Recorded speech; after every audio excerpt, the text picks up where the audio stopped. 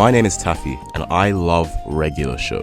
This show is probably one of the most important cartoons to me on a personal level, since it's one of my main inspirations for comedy, and it had a huge impact on the rest of my generation, since it's one of the 3 shows that saved Cartoon Network when they had hit rock bottom. It was a pioneer for making mature humor possible for kids to watch, and maybe the funniest show I've ever seen. It was pretty much like watching Kevin Smith movies, but for all ages. I never understood why my mom tried to ban me from watching the show once when I was a little kid, but now that I'm older and learned some of the naughty words, I rewatched season 1, and I was taken aback at how many of the jokes the network allowed to fly, which was because in the UK there was so much heavy censorship, so I didn't even get to witness some of this peak comedy. But oddly enough, until recently, a lot of people didn't know that in 2015, Regular Show got a movie, which is pretty weird because I remember it being marketed pretty well and I watched it on the day it got aired. I cleared my calendar completely so nothing could come between me and this movie. Nothing. Shigo from Kim Possible could have stood right next to me and my eyes would have stayed glued to that screen. No folding. And for a TV movie, it did not need to be as good as it was. The themes were pretty mature, and I'm not just talking about edgy humor such as Muscle Man slapping himself in the face with his breasts, but like actually relatable and depressing themes were showcased in this film. And it was a wild ride to watch both as a child and as a man-child. So we're gonna go through why this movie was a 10 out of 10. So yeah, subscribe.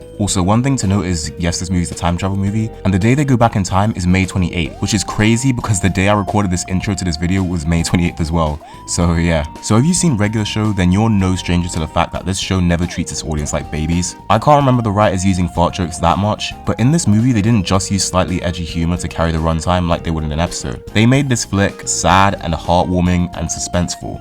And it had amazing messages that you could genuinely take away from this and use in your life. My personal favorite being, always guard your pepperonis. But the plot of this movie is the Park Gang having to go and save the universe by going back in time to stop Mordecai and Rigby from accidentally creating a Time-nado, and the origin story for one of the most underrated Regular Show villains ever. It's not actually just a dumb time travel movie. It goes to places that we've never seen before, such as seeing Mordecai and Rigby not even being friends anymore. And I'm not talking about them before they were born or anything like that. I mean future Mordecai literally murders Rigby. Again, Rigby not only gets murdered by Mordecai in the first 5 minutes of the film, but this isn't the first time, since previously in the show, Rigby was kind of an asshole to Mordecai. Of course, this doesn't give Mordecai the right to kill him, but Rigby was a douchebag, so the lines are kind of blurred here. The film establishes from the start what type of people Mordecai and Rigby are, slackers. But the difference between Mordecai is that he has some level of restraint and ambition, whereas Rigby is just a bum. And at this stage of his life, Rigby could have been described as have hitting rock bottom. He isn't respected by his peers, and he'll do absolutely anything to do the minimal amount or no work at all. And unfortunately by doing this, he drags down Mordecai with him. Kind of like a parasite in a way, and that's what the movie's all about. But of course this is a very exaggerated way of telling such a story, like it leads to everybody literally dying at some point. In the opening scene, I had to witness Muscle Man, Skips, Pops, High Five Ghost, and Rigby die. Benson also died too, but that one really hit me since he literally sacrificed himself so that Rigby could get out of there and fix whatever mess Mordecai and Ross are blaming him for. I got literal chills, and I also may have cried like a man-child, but still, it was a great scene which led to even greater Regular Show moments, which are definitely in the top 10 best anime deaths list, such as the death of Mr. Ross, the main villain of the movie. In the final fight of the movie, Mordecai and Rigby are struggling to defeat Ross since he has a collar around his neck which rewinds his body 10 seconds backwards whenever he gets killed. So Mordecai gives Rigby a boost and Rigby decapitates him, and Ross's head just goes flying whilst he keeps dying, then rewinding, then dying, then rewinding. And his body just runs away and jumps to its doom. I remember laughing my arse off when watching this as a kid, but when I rewatched this, yeah, I laughed said arse off again, but I also realized that this must have been absolute torture for Ross to be in constant loop of dying every 10 seconds.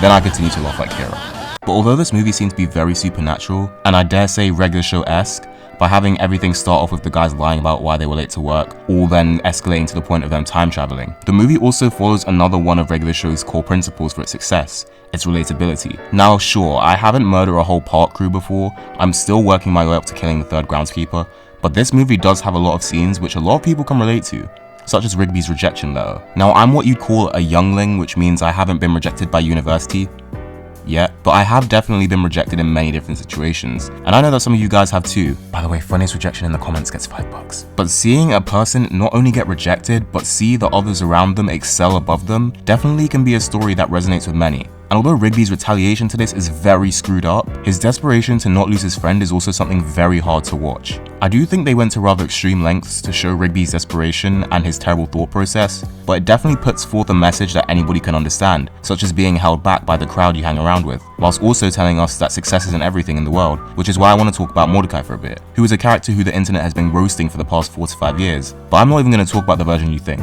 Evil Mordecai is probably the most interesting character in the film to me, because although some could see this version of Mordecai just being used for shock value, since I'm pretty sure the main marketing gimmick of the film was Mordecai killing Rigby, again, I actually think that future Mordecai is the most deep and interesting character of the film, even though his screen time is extremely short. The movie is only an hour and 9 minutes long, so it wasn't really possible to add the guy in more, so I had to kind of overanalyze here, so yeah, sorry.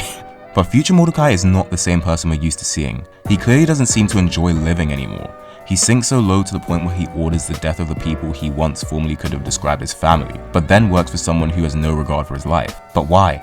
Mordecai, as we all know, is instinctually a slacker, who has high aspirations but has below average drive to achieve these goals. Although the big reveal of this movie is that Rigby forged Mordecai's rejection letter from a university that accepted him whilst Rigby was rejected, people act like Rigby stopped Mordecai from becoming a major success, which I do agree he definitely could have become. I think people are forgetting that this university's reputation is that anybody can get in. College University is clearly a low-level university, and the fact that it didn't let Rigby in proves how little effort Rigby puts into being a student. Needless to say, Mordecai has every single right to be mad at Rigby, and I'm not at all trying to downplay what happened. And Mordecai even would be in the right to cut him off, because not only is this the worst thing Rigby has probably ever done to him, but even after this, instead of trying to be the best friend possible to Mordecai, he just continues to humiliate him and make his life harder. But this definitely doesn't give Mordecai the right to kill Rigby or the other members of the pod. Also, I just realized that Rigby has been killed like 3 times by his friends, which is it's pretty crazy and says a lot about his character, I think. Furthermore, the character of future Mordecai also is a criticism of corporate success. Whilst dying in the arms of his past self, he mentions how all the accolades, the money, the promotions he got was not worth it, and that he'd give it all up to just spend another night hanging out with Rigby.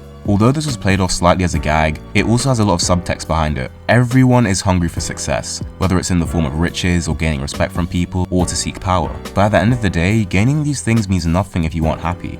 Sure, Mordecai was living like he was Patrick Bateman, but not only was his passion clearly somewhere else, as we later see him pursue his dreams of being an artist in the fixed timeline, but he also didn't have any friends or family to be there to share that success with. And if you want to dive deeper into the rabbit hole, in the finale of Regular Show, there's a montage showing the Park Gang's lives after Pops' sacrifice. And there was one shot where Mordecai meets his future wife, and in this shot he becomes successful as an artist, as we see him in a gallery signing autographs. However, he looks visibly exhausted and kind of unhappy, as his eyelids are half open, he has a pot belly and a neck beard. However, in the next shot, we see he's married and has kids, and we can see he's in much better shape and is clearly happier. Mordecai has been a character who's been absolutely cooked by the internet for the past few years, and his aura is definitely in the trenches right now. Whether it's for simping or being sad or just making everything about him, this guy hasn't caught a break in a long time. And I understand why he gets so much shade thrown at him, but people have recently been forgetting that Rigby is just as bad as him in a lot of different ways, and in fact, I'd argue he's worse than him. But the two of them both ended up redeeming themselves, and although Rigby's seems to be the most triumphant and impactful, I think Mordecai's redemption is very overlooked and just as important. And I think this redemption started with the death of evil Mordecai.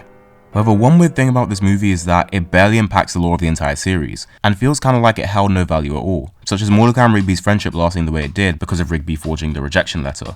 This is never mentioned again to my knowledge, neither is Mr. Ross, who definitely shouldn't still be in jail. And the time machine that Rigby keeps after the movie doesn't show up again until the series finale. I don't know how far along the Pops vs Anti-Pops storyline was planned by the team, but they could have included some Easter eggs if it was planned back then.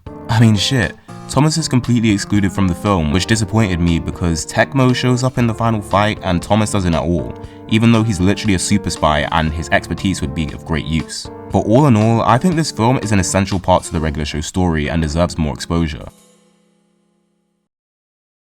I was originally going to call this chapter There Will Never Be Another Regular Show, but now I have to rewrite it because a new Regular Show spin-off / reboot has been announced by Cartoon Network, and JG Quintel has been confirmed to be attached to the project. So I'm a lot less skeptical now than I was upon first hearing about it. I was really upset by the cancellation of Close Enough. It was a great spiritual successor to Regular Show, as it pretty much was a narrative on adult life after your early 20s, which is what Regular Show focused on. And due to how they executed Close Enough, I'm not worried at all for this new Regular Show spin-off. However, I do want to highlight something that I am really unhappy about. Networks aren't greenlighting new animated shows anymore, and it's a huge problem that not enough people are talking about. Other content creators in the cartoon space have been talking about this, but I haven't been seeing any consumers really talking about it. Maybe it's because I don't use Twitter very often, so I don't know. But if Warner Brothers are reviving the big three of Cartoon Network around 10 years after they began and 5+ years after the originals concluded, then I have a few questions. When are they going to produce new and original cartoons if their schedule is going to be full of shows that aren't finished and these reboots? And how are they going to afford it if they're putting all their budget into these revivals? And who is going to watch it? Because if these new shows are going to be up against a regular show spin-off,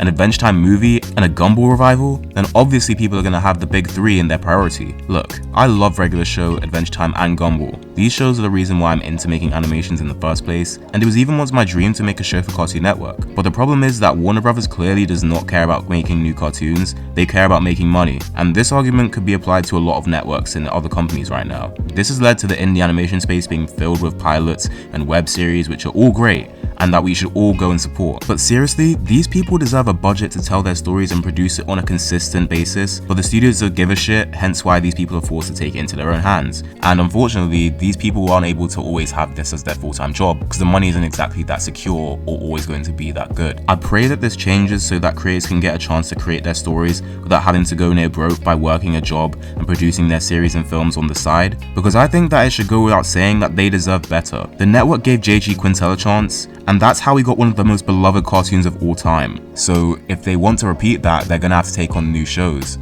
But, you know, money, so yeah. Alright, rant over. Go watch Regular Show the movie if you haven't, and go watch some indie cartoons, and thanks for watching.